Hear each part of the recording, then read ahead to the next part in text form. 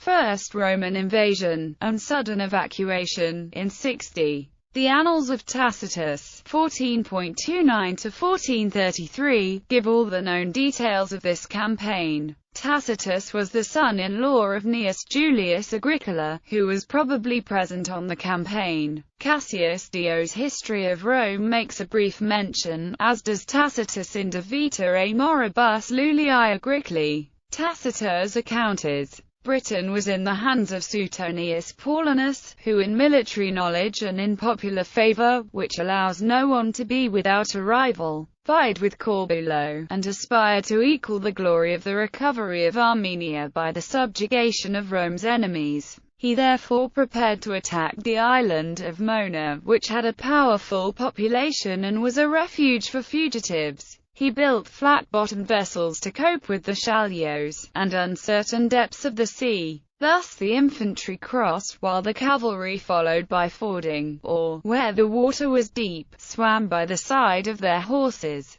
On the shore stood the opposing army with its dense array of armed warriors, while between the ranks dashed women, in black attire like the Furies, with hair dishevelled, waving brands. All around, the Druids, lifting up their hands to heaven, and pouring forth dreadful imprecations, scared our soldiers by the unfamiliar sight, so that, as if their limbs were paralyzed, they stood motionless, and exposed to wounds. Then, urged by their generals' appeals and mutual encouragements not to quail before a troop of frenzied women, they bore the standards onwards, smote down all resistance, and wrapped the foe in the flames of his own brands. A force was next set over the conquered, and their groves, devoted to inhuman superstitions, were destroyed. They deemed it indeed a duty to cover their altars with the blood of captives and to consult their deities through human entrails. Suetonius, while thus occupied, received tidings of the sudden revolt of the province. Suetonius, however, with wonderful resolution, marched amidst a hostile population to Londinium, second invasion and final conquest in 77. The second invasion was undertaken by Agricola as governor in late 77. It is described by Tacitus in De Vita et Moribus Iulii Agricoli.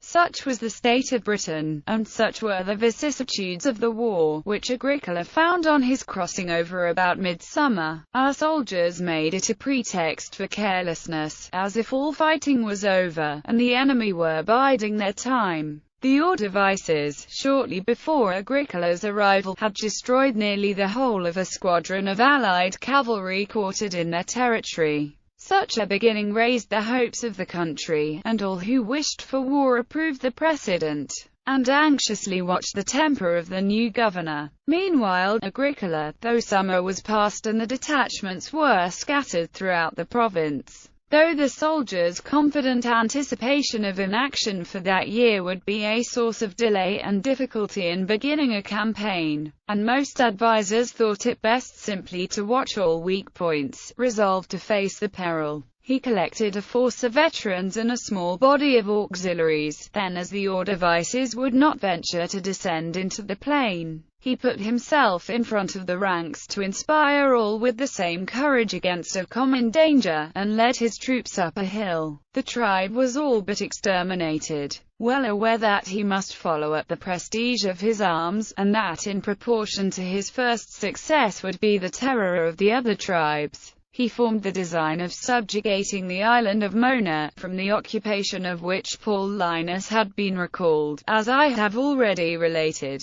by the rebellion of the entire province. But, as his plans were not matured, he had no fleet. The skill and resolution of the general accomplished the passage, with some picked men of the auxiliaries, disencumbered of all baggage, who knew the shallows and had that national experience in swimming which enables the Britons to take care not only of themselves but of their arms and horses. He delivered so unexpected an attack that the astonished enemy, who were looking for a fleet, a naval armament, and an assault by sea, thought that to such assailants nothing could be formidable or invincible. And so, peace having been sued for and the island given up, Agricola became great and famous.